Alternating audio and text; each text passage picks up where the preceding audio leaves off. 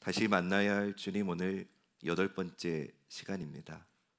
5월 가정의 달을 맞아서 오늘은 예수로 맺어진 하늘가족이라고 하는 제목으로 하나님 말씀을 나누겠습니다. 가족의 사전적인 정의가 이렇더라고요.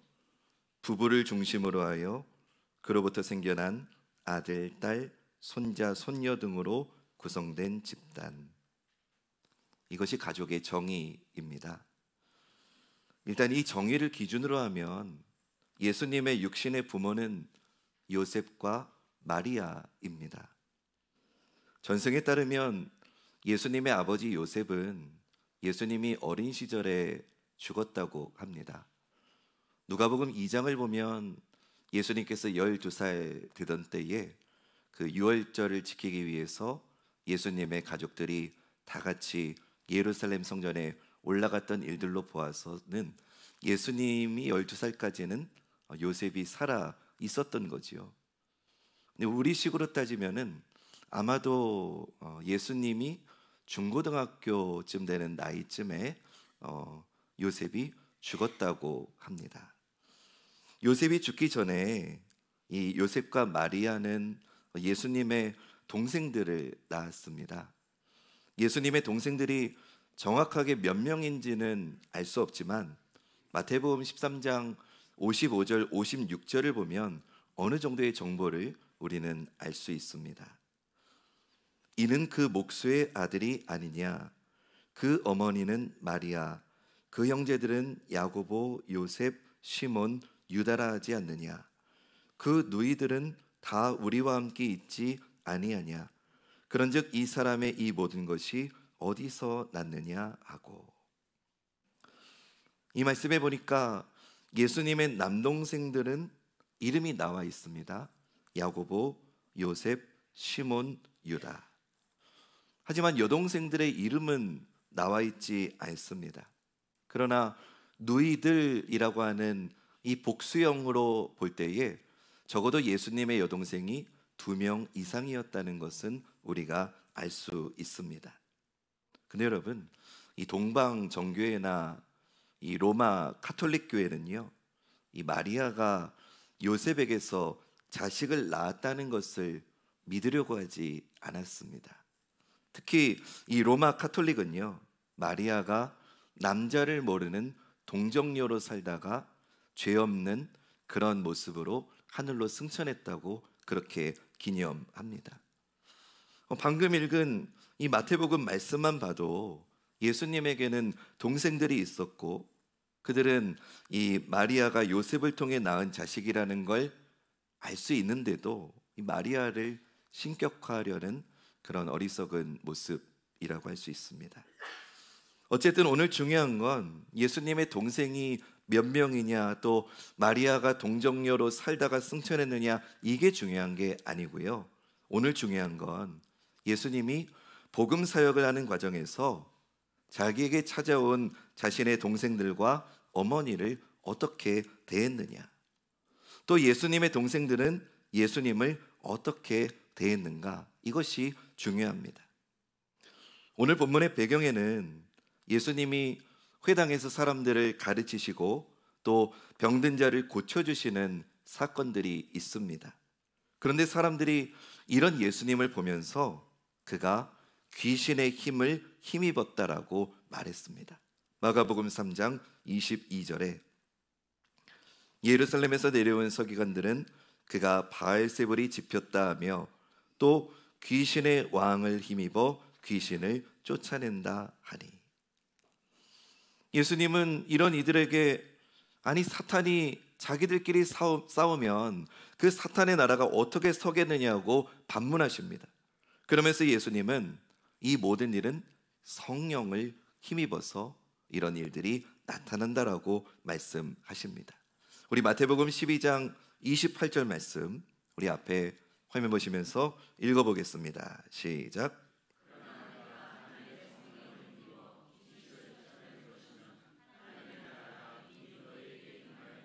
아멘. 예수님께서 성령을 힘입어서 귀신을 쫓아내고 병을 고치신 이런 일들은 내 능력이 아니라 하나님의 나라가 이미 너희 안에 임하였다라는 것을 보여주는 것이라고 말씀하셨습니다.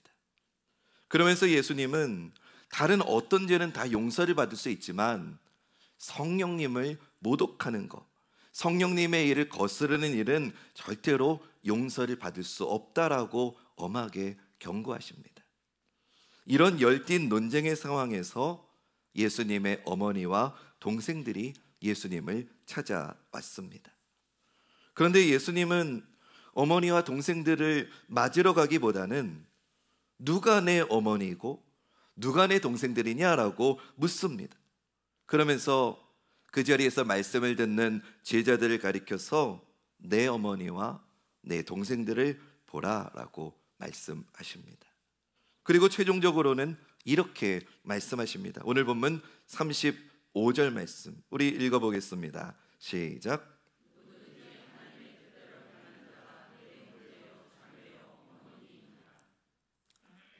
이 말씀을 표면적으로 보면 예수님이 마치 자기를 찾아온 어머니와 동생들을 외면한 것처럼 보입니다. 5월 가정의 달 설교로 이 본문을 정하는 건 오해가 있을 수 있습니다. 예수님이 이렇게까지 말씀하실 필요가 있을까 하는 생각도 듭니다. 근데 여러분, 예수님은 정말 그런 의도로 말씀하신 걸까요? 본문의 상황을 보면 예수님의 어머니와 동생들이 찾아온 이유를 짐작할 수 있는 부분이 마가복음 3장 20절, 21절에 나옵니다. 우리 같이 읽어보겠습니다. 시작.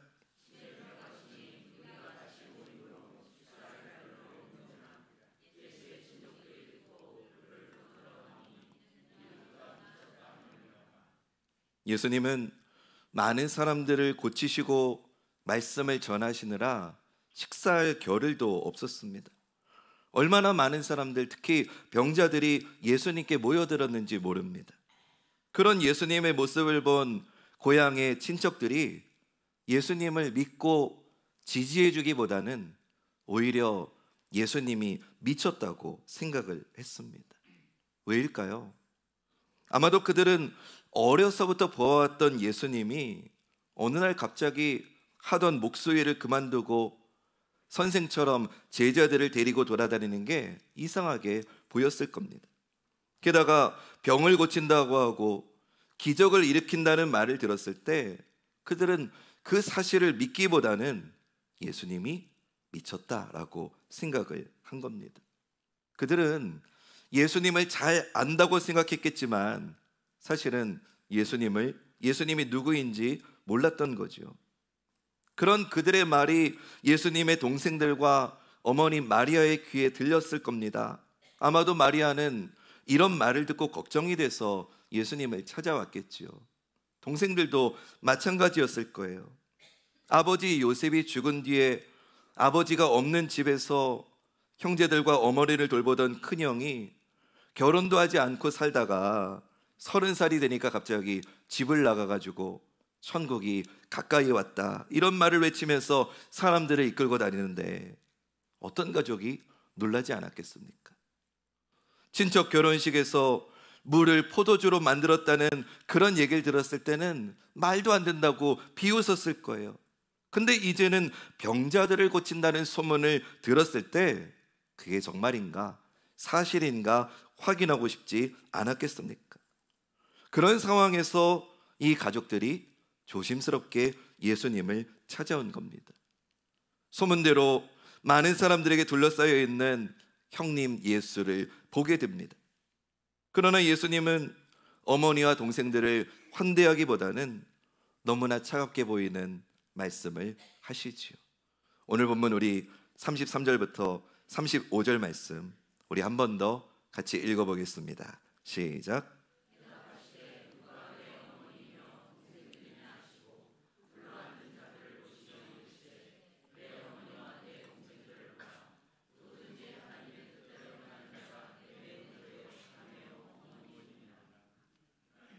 여기까지만 보면 예수님은 어머니와 동생들하고도 담을 쌓고 하나님의 일만 하는 사람처럼 보입니다.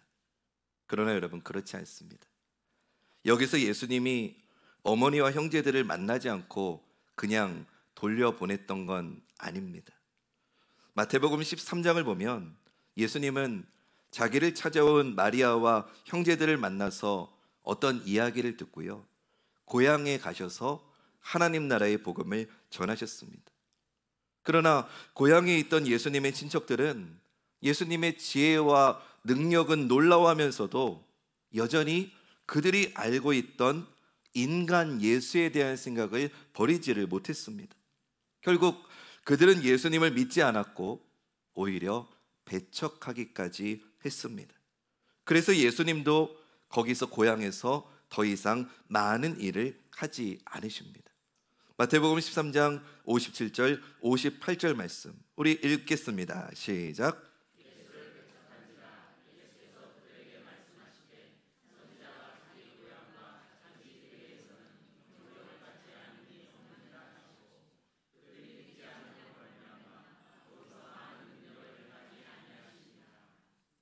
예수님을 믿지 않는 고향 사람들의 모습뿐만이 아니었어요.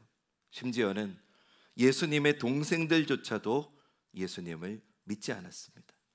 요한복음 7장 3절부터 5절 그 형제들이 예수께 이르되 당신이 행하는 일을 제자들도 보게 여기를 떠나 유대로 가소서. 스스로 나타나기를 구하면서 묻혀서 일하는 사람이 없나니 이 일을 행하려 하거든 자신을 세상에 나타내소서 하니. 5절은 같이 읽겠습니다. 시작.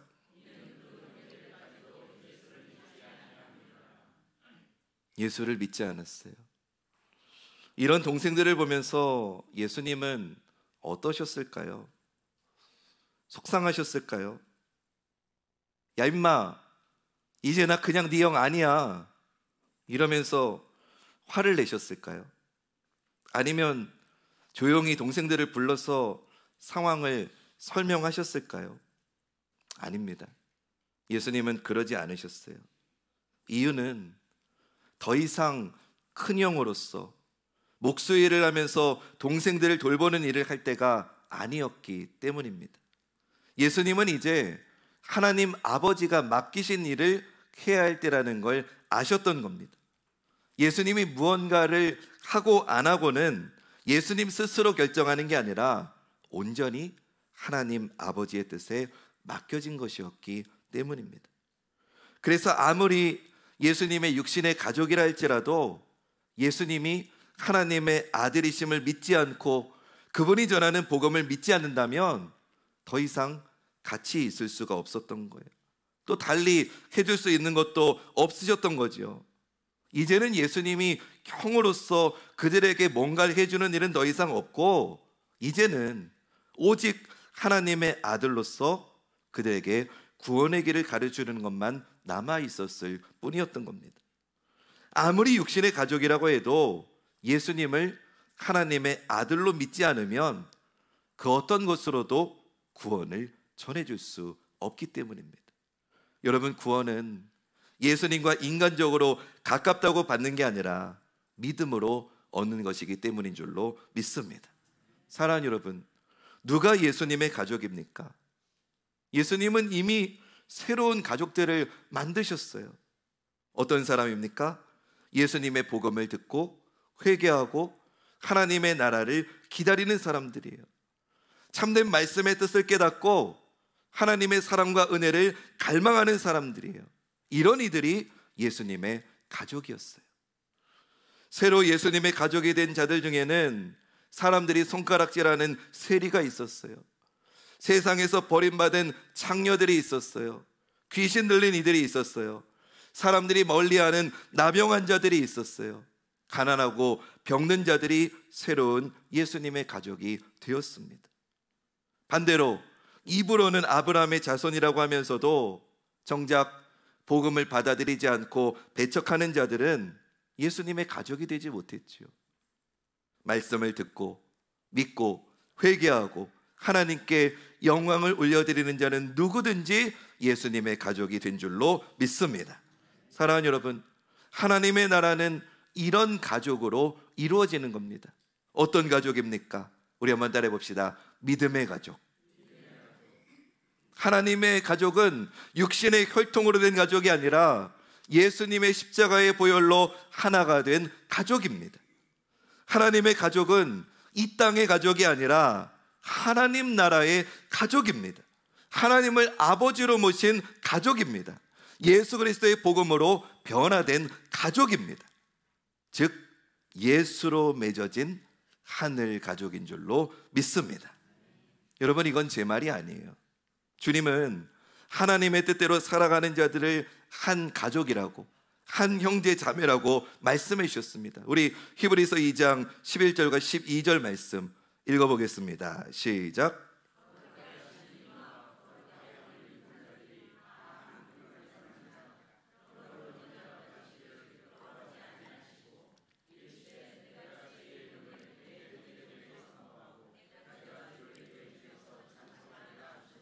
아멘. 예수님은요, 예수님을 믿는 자들을 가족으로 부르셨대요. 형제와 자매로 부르셨습니다. 믿음으로 우리는 이제 예수님의 새로운 가족이 된 것입니다. 예수님을 믿음으로 우리는 한 형제 자매가 되었습니다. 우리는 예수 그리스도로 말미암아 하나님을 아버지로 둔 가족이 되었습니다. 우리 옆에 계신 분들 눈을 사랑스럽게 쳐다보시고 이렇게 인사합니다. 형, 언니, 오빠 해보시라니까요. 형,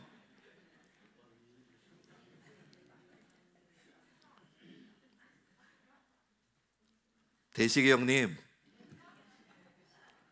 우리는 예수님을 믿음으로 한 형제, 한 자매, 한 가족이 된 줄로 믿습니다. 이걸 기억해야 돼. 우리는 주님 안에서 새로운 가족이 된 거예요. 방금 읽은 히브리서 말씀처럼 주님이 우리를 형제라고 부르는 것을 부끄러워하지 않으셨고 한없이 연약한 우리를 가족을 삼아 주셨다면, 여러분, 이제 우리도 내 옆에 있는 서로를 나의 참된 형제와 자매로, 가족으로 대해야 되지 않을까요? 왜입니까? 예수 그리스도의 피로 맺어진 가족은 이 땅에서만 보고 끝나는 게 아니라 영원한 하늘에까지 이어지기 때문입니다.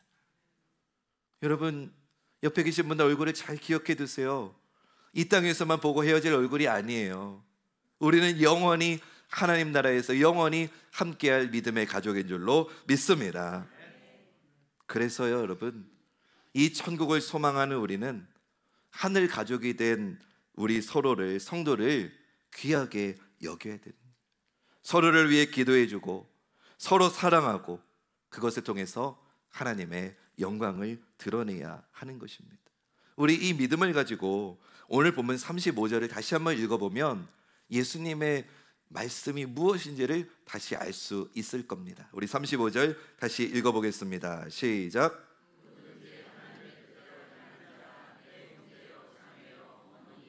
아멘. 하나님의 뜻대로 행하는 자가 형제요, 자매요, 어머니고 가족이라고 하세요. 그럼 그 다음 질문은 이거죠. 하나님의 뜻이 뭐냐는 거예요. 하나님의 뜻은, 따라합시다. 하나님의 뜻은 서로 사랑하는 것입니다. 아멘. 하나님의 뜻은 서로 사랑하는 거예요. 그러면 우리가 서로를 위해 기도해주고 도와주고 섬기고 사랑하면 바로 그때 우리가 예수님의 형제요, 자매요, 가족이 되는 줄로 믿습니다. 우리가 서로 사랑하라는 거예요. 그게 가족이라는 거예요. 여러분들 가운데 우리 아버지는 돈도 잘 못 벌어오고 내일부터 우리 아버지 아니야, 이럴 사람이 있습니까? 그건 가족이 아니죠. 우리 어머니는 음식도 잘 못하시고 내일부터 우리 어머니 아니야, 그럴 사람이 있습니까? 그러면 가족이 아니죠. 잘났든 못났든 가족은 가족인 거예요. 자, 그럼 여러분, 우리 관악중앙교회가 예수 그리스도의 보혈의 피로 맺어진 가족임을 믿으시는 분 크게 아멘 합시다. 우리 믿는 거예요. 그걸 지금 믿는다고 다 고백한 거예요. 그러면 잘났든 못났든 잘하든 못하든 깨끗하든 좀 허물이 있든 우리는 서로에게 끝까지 가족인 줄로 믿습니다. 우리 다시 한번 옆에 계신 분 바라보시면서 형, 언니,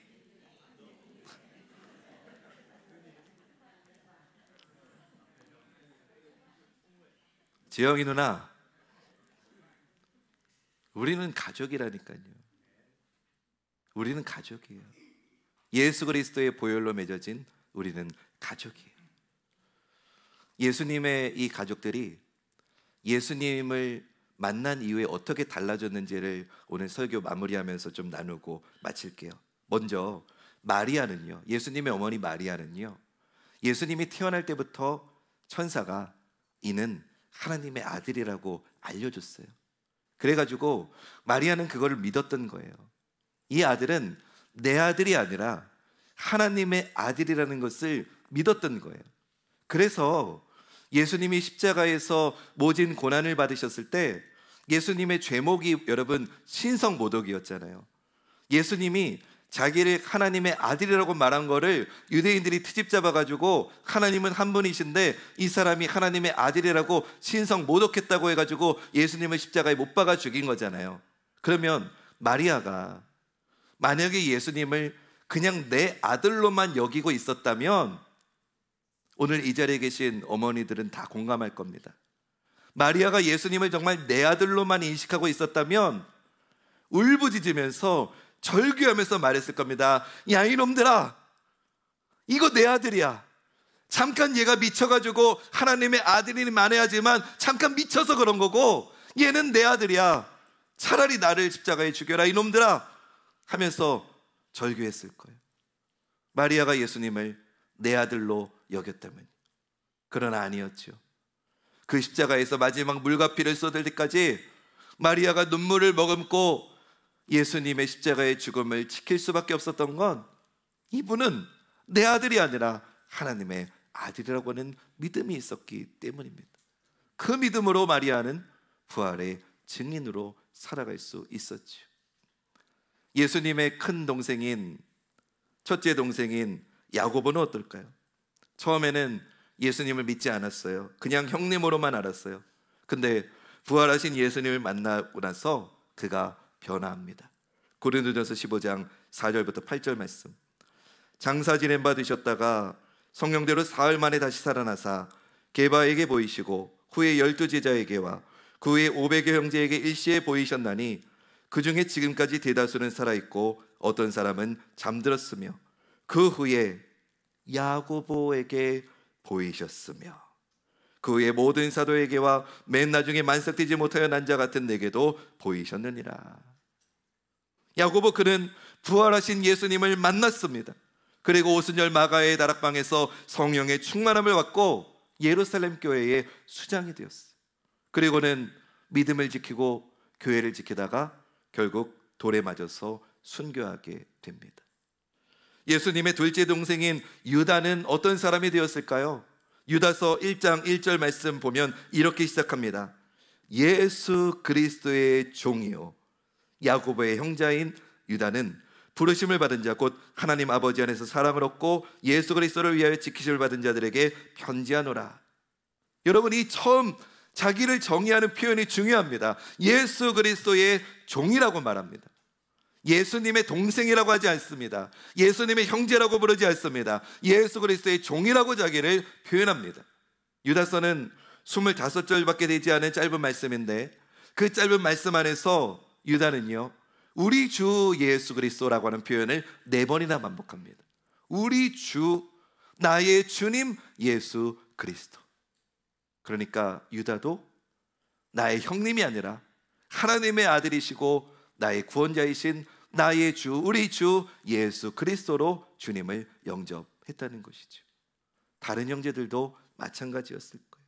여러분, 이거는 무엇을 말해줍니까? 예수님을 단순히 인간의 형님이 아니라 이분은 나의 형님이 아니라 이분은 하나님의 아들로서 이분의 피로 우리는 하늘 가족이 되었다고 하는 믿음으로 나아갈 때 하나님은 그 가족들을 귀하게 여기시고 크게 사용하시는 말씀인 줄로 믿습니다. 사랑하는 여러분, 이제 우리도 그래야 될 줄 믿습니다. 저는 여러분들에게 5월 가정의 달을 맞아서 권면을 드립니다. 사실 이제 시대가 예전처럼 평범한 가정 설교를 하기가 어려운 시대가 되었습니다. 가정에 상처가 많은 분들도 많아서 그냥 우리가 보편적으로 생각하는 아버지, 어머니 그리고 형제가 있는 그런 가정 설교를 하면은 마음이 불편하고 그 상처 때문에 정말 5월만큼은 교회 오고 싶지 않다고 하는 사람들도 많습니다. 가정이 깨진 사람들도 많습니다. 부부의 관계가 멀어진 가정도 많습니다.